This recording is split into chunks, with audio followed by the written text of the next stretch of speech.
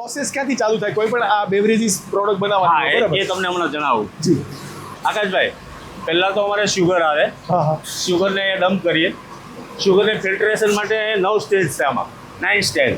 Okay. 9 stage filtration થાય, pass થાય અને પછી આટલું ક્લિયર પાણી જેવું, આટલું પાણી જેટલું ક્લિયર થઈ જાય અમારું શુગર, પછી અમે પાસ કરીએ આગળ. શુગરને ફિલ્ટર શા માટે કરવું પડે? શુગરમાં યલોનેસ હોય, ડાર્કનેસ હોય, કોઈ પણ જાતના કલર્સ હોય, બધા રિમૂવ કરી સિંગલ કલર, મતલબ પાણી જે ટ્રાન્સપરન્ટ દેખાય આટલું શુગર અમારું ક્લિયર થઈ જાય પછી અમે આગળ પાસ કરીએ છીએ. આપણે જે બધી વપરાય રો શુગર જ રો શુગર વાપરીએ છીએ. રો શુગરનો આખા દિવસનું જેટલું અમારું મટીરિયલ યુઝ કરવાનું હોય, જેટલા બેચ બનાવવાના હોય, એ એક સાથે તૈયાર થઈ જાય છે 98 ડિગ્રીમાં. 98 ડિગ્રીમાં અમે એમને બ્લેન્ડિંગ કરીએ છીએ. ઓકે. અમારું સ્ટીમ ટનલ છે, એ સ્ટીમમાંથી આવી અને સ્ટીમથી બ્લેન્ડિંગ થાય છે. સૌથી બેઝિક કોઈ પણ આપણી પ્રોડક્ટ હોય એમાં શુગર કમ્પલસરી હોય. શુગર મેન બેઝ છે. મેન બેઝ છે.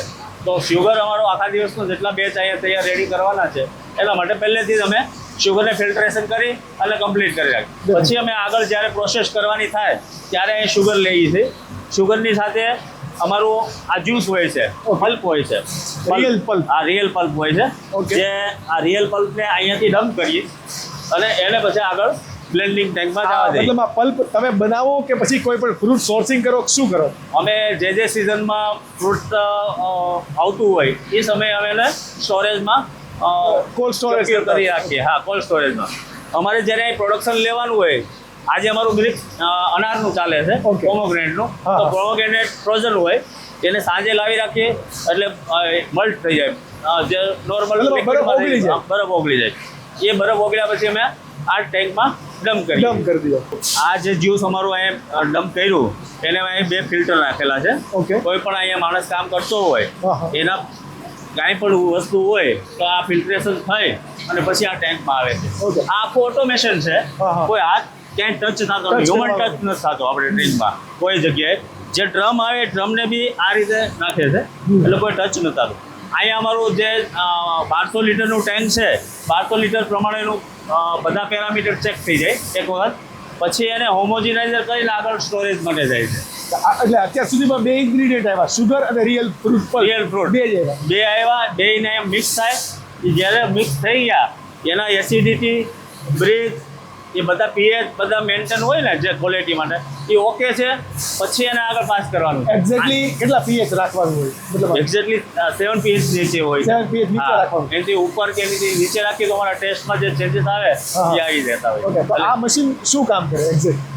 પીએચ મેન્ટેન કરે કે પછી એનો આખું નહીં, આખું અમારું જે ક્વોલિટી અમારે જે જાળવવાની છે એ અહીંયાથી જ કંટ્રોલ થઈ જાય.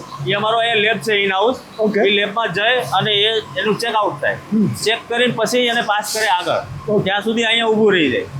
આ વસ્તુ અહીંયા ઊભી રહી ગઈ પછી એને અમે 120 થી 170 સુધી હોમોજીનાઇઝર કરીએ. હોમોજીનાઇઝર સિસ્ટમ એવી છે કે જ્યુસ, શુગર અને વોટર એ જે બ્લેન્ડ થઈ એ ક્યારેય પછી સેટલ ન થાય. ઉપર વહી જાય, નીચે વહી જાય, કલર ઉપર વહી જાય, કલર નીચે ડાઉન થઈ જાય, એવું કશું ન થાય. પહેલી સીપીઓ લાસ્ટ વાળી સીપીઓ એક સરખું લાગે એના માટે અમે આ સિસ્ટમ લાવ્યા છીએ હોમોજીનાઇઝર. અને ત્યાર પછી અમારો આ સ્ટોરેજ ટેન્કમાં આવી જતું હોય છે. સ્ટોરેજ ટેન્કમાં અમારે નીચેથી જે ટુકડા હોય, ફ્રૂટના ટુકડા હોય, એલોવેરાના ટુકડા હોય, એ નીચે ટેન્ક છે ત્યાંથી આવી જાય છે આની ઉપર અંદર. એ ટુકડા હોય છે એ હોમોજીનાઇઝર ના થવા જોઈએ. જે આપણે પીએ ત્યારે વચ્ચે આવે છે, વચ્ચે ચંક્સ આવે ને, એ ચંક્સ આમાં આ જે હોમોજીનાઇઝરનું કામ છે મલ્ટ કરવાનું, તો એ ચંક્સ ખતમ થઈ જાય, મતલબ પૂરા થઈ જાય વેસ્ટ. એટલે અમે પાછળથી એ એડ કરીએ છીએ. અને આ જે માર્કેટની અંદર આપણે ઇન જનરલી મેરેજમાં કેમ જ્યારે આપણે ફ્રૂટ જ્યુસ પીએ એમાં ચંક્સ ના હોય, આપણે અહીંયા નોર્મલ જ્યુસ હોય છે. અમારે ત્યાં જે છે ટુકડા સાથેનો અમે જ્યુસ આપીએ છીએ. અલગ છે. રિયલ ફીલ આવે લોકોને કે હા હું જ્યુસ ખાવાય છું, પીવાની સાથે ખાવાય છું. એ જ્યારે અમારું અહીંયા એલોવેરા કે જે ચંક્સ બધું મિક્સ થઈ જાય પછી અમારી આ 2500 લીટરની ટેન્ક છે એમાં સ્ટોરેજ થઈ જાય. ઓકે. અહીંયા કુલ ડાઉન થાય, અહીંયા સ્ટોરેજ થઈ જાય. આ સ્ટોરેજ થયા પછી અમારે મશીનને જેટલું મટીરિયલ જોઈએ એ ઓટો જેટલું જોઈએ અહીંયાથી ઓટો પાર્ચ્યુરાઇઝ થયા. પાર્ચ્યુરાઇઝ થઈને પછી આગળ પાર્ચ્યુરાઇઝ સિસ્ટમના તમે જુઓ અત્યારે આજે અમારું મટીરિયલ આવી ગયું. એ અહીંયા દેખાય છે. અનાર.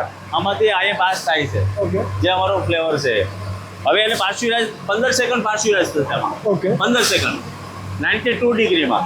92 ડિગ્રીમાં પાસ્ચ્યુરાઇઝેશન થયા પછી ડાયરેક્ટ ફિલિંગ સ્ટેશનમાં આવી જાય છે. ઓકે પણ એ પાસ્ચ્યુરાઇઝ સિસ્ટમ શું કામ છે એ હું તમને ડીપમાં પાછળથી સમજાવીશ. Definitely. અત્યારે હું તમને ખાલી એટલું જ ઇન શોર્ટ કહીશ કે કોઈ પણ હવાથી કોઈ જ્યુસમાં કે કોઈ પણ બેક્ટેરિયા હોય એ 92 ડિગ્રી અમે પાસ્ચ્યુરાઇઝ કરીએ એટલે એ રિમૂવ થઈ જાય.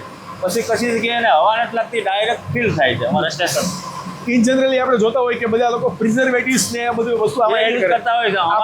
અમારામાં પ્રિઝર્વેટિવ જે નોર્મલ જે ગાઈડલાઇન છે એના કરતાં બી બિલો નીચે શું ગાઈડલાઇન્સ છે અત્યારે એક્ઝેક્ટલી કોઈ પણ બેવરેજીસ માટે 100 ppm ની આજુબાજુની પ્રિઝર્વેટિવની ગાઈડલાઇન ગવર્મેન્ટની હોય છે. Okay. FSSAIના સ્ટાન્ડર્ડ પ્રમાણે અમે એને 25 ppm 10 ppm ઓકે મતલબ બહુ ઓછા. બહુ નોર્મલ. એ બી રેડ કેસમાં, બધા ડ્રિંકમાં નહીં. જેમાં જરૂર છે બહારથી અમે લાવી પ્રોક્યોર કરીએ છીએ, એમાં જરૂર છે ત્યાં કરે છે. એ અમારો QC વાળા નક્કી કરે કે આમાં જરૂર છે કે નથી એમ. ગ્રેટ.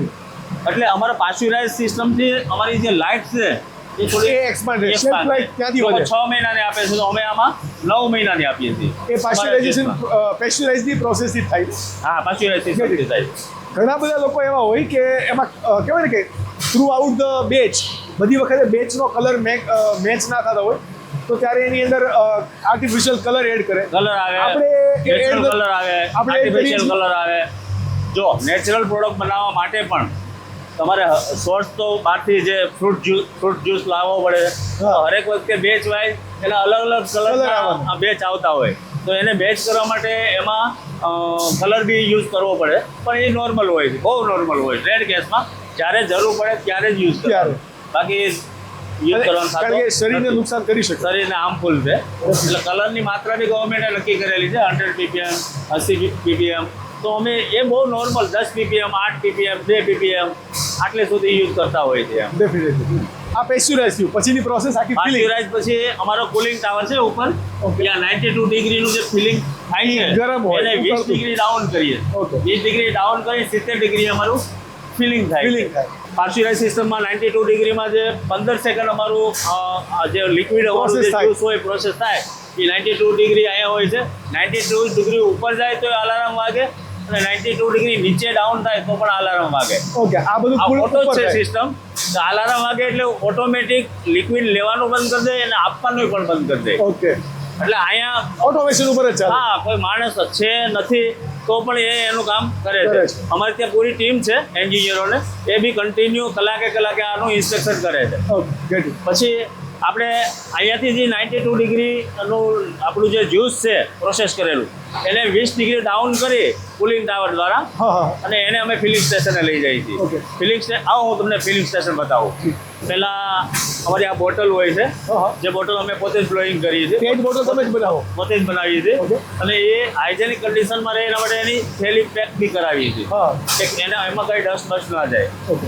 તોય છતાં અમે આગળ આવ્યા પછી આને પહેલાં અમે વોશ કરીએ છીએ. આરો વોટરથી આરો વોટરથી વોશ કરીએ છીએ. પછી ફિલિંગ થાય છે અને આગળ જઈને આ કેપિંગ અને આગળ જે અમારું પ્રોસેસ છે મતલબ કેપ પણ લાગી જાય બધી ઓટો લાઈન છે. હા, કેપ જે છે એ બી અમારું વોશ થાય છે. આ કેપ છે હા. એ હરેક કેપ બી વોશ થાય છે Right. આરો વોટરથી અને આગળ નીકળી જાય છે.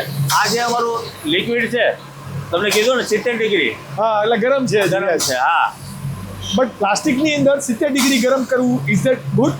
હા, એ આ જે હોટ ફિલ પ્રિફોર્મ આવે છે આમાં, ઓકે હોટ ફિલ પ્રિફોર્મ યુઝ કરવાથી જે પ્લાસ્ટિક ઓગળે જે heat થવાનું હોય એ નહીં થવાનું. Okay. એ 70 ડિગ્રી એટલે જ છે. 70 ડિગ્રી સુધી પછી પ્લાસ્ટિક ઓગળે નહીં. ઓગળે નહીં. અને જે આની જે થિકનેસ હોય ને હા, હા, હા. એ માન્ય રાખે. તો પતલા પ્લાસ્ટિક વાપરો તો એ ન થાય. ના ચાલે. Get it. 70 ડિગ્રી જે પેક થયું એને મેં આ કુલિંગ ટાવરમાં 3 સ્ટેજમાં પાણીના શાવર પાડીએ છીએ. Okay. કુલિંગ ટાવર જે ઠંડુ પાણી હોય છે એ ઠંડુ પાણીમાં બોટલ 15 મિનિટ પહેલા સ્ટેજથી આ સ્ટેજ સુધી પહોંચવામાં 15 મિનિટ 15 મિનિટ લાગે. મતલબ 15 મિનિટ normal જ છે એ પ્રમાણે. હા, વાર્મર છે આ. Okay. એ વાર્મરમાંથી અહીંયાથી આગળ પછી આ નોર્મલ થઈ ગઈ, નોર્મલ બોટલ. હવે પકડી શકાય હા, આરામ. હવે આ એકદમ નોર્મલ થઈ ગઈ. Yeah. પણ નોર્મલ થવાનો ટાઈમિંગ બી નાનો જ હોવો જોઈએ. લોંગ ટાઈમ હોય તો પ્લાસ્ટિક ઓગળવાની સંભાવના સંભાવના રહે. રહે. જે નાનો ટાઈમ છે એ ટાઈમમાં અમારું આ કુલિંગ ટનલમાં અમારી બોટલ પહોંચી જ આવી જોઈએ. આ બધાની અંદર આપણે જ્યારે પલ્પ નાખીએ છીએ ત્યારે તમે હમણાં મને વાત કરી કે ભાઈ આમાં એલોવેરા, તો આ બધા જ જે આપણા ફ્લેવર છે હા. બધાની અંદર એલોવેરા. બધામાં કોમન એલોવેરા છે. ઓકે, તો એલોવેરા નાખવાનું રીઝન શું તમારું? એલોવેરા હેલ્થ માટે સારું છે. ના, એ તો ખ્યાલ છે, હા. બટ જે અલગ લોકો નથી કરતા. નહીં કારણ કે એલોવેરા આ યુઝ કરવું, એલોવેરા બહુ બીટર હોય છે, હા, બહુ હા. બીટર હોય, કડવું હોય. હા કડવું હોય છે. એ એમ ડાયરેક્ટ ખાઈ નથી શકાતું, કોઈ ડાયરેક્ટ એનો યુઝ ન કરી શકે. અમે એને જ્યુસમાં કન્વર્ટ કર્યું. એટલે હેલ્થ બેનિફિટ પણ મળે અને ટેસ્ટ પણ હા, મળે. અને બે ટેસ્ટ સાથે હેલ્થ. હેલ્થ પણ મળે. જે આપણે કુલિંગ ટાવરમાંથી જે બોટલ નોર્મલ થઈને આવી, હવે અમને અમે લેબલિંગ માટે આગળ વધારશું. અહીં પાછળનું લેબલ આ બાજુ લાગશે, આગળનું લેબલ આ સાઈડથી લાગશે. લેબલ માર્યા પછી આગળ બેચ કોડ, ડેટ, MRP પર ml વાઇઝ જે બરાબર, એનું આખું કોડિંગ હા જે coding લેબલિંગ timing થતું સાથે હોય. એ લાગી અને પછી પેકિંગ થઈને અમારા વેરહાઉસ પર ચાલુ થશે. બટ આની પણ ક્વોલિટી warehouse- ચેકિંગ વચ્ચે થાય કે હા વચ્ચે થાય. પહેલા અમારે પ્રોસેસ જ્યારે થતું હોય હા. ત્યારે બી થાય. હવે ફાઇનલ થયું એ બેચ લાગ્યા પછી હા, હા. બેચ સાઇઝ પ્રમાણે અમારું ચેકિંગ થતું હોય છે. Okay. ચાલો હું તમને એક આપણે અહીંયા in-house lab checking સાથે છે. હા બેચ સાથે અમારી લેબમાં તમને ટેસ્ટિંગ બતાવું. કોઈ લઈએ એક બે. હા એક બોટલ લઈ લો. This is raw podcast. જે આ ફાઇનલ બોટલ છે, હા હા, એમાં ડેટ એક્સપાયરી બોટલ ઉપર જ લગાડી હા બોટલ લાગી ઉપર જ ટાઈમિંગ સાથે MRP પર ml MRP બધું જ માર્યા પછી આને હવે અમે ટેસ્ટિંગ કરીશું આપણા લેબમાં. લેબ ની હા. QC માં જઈએ. QC માં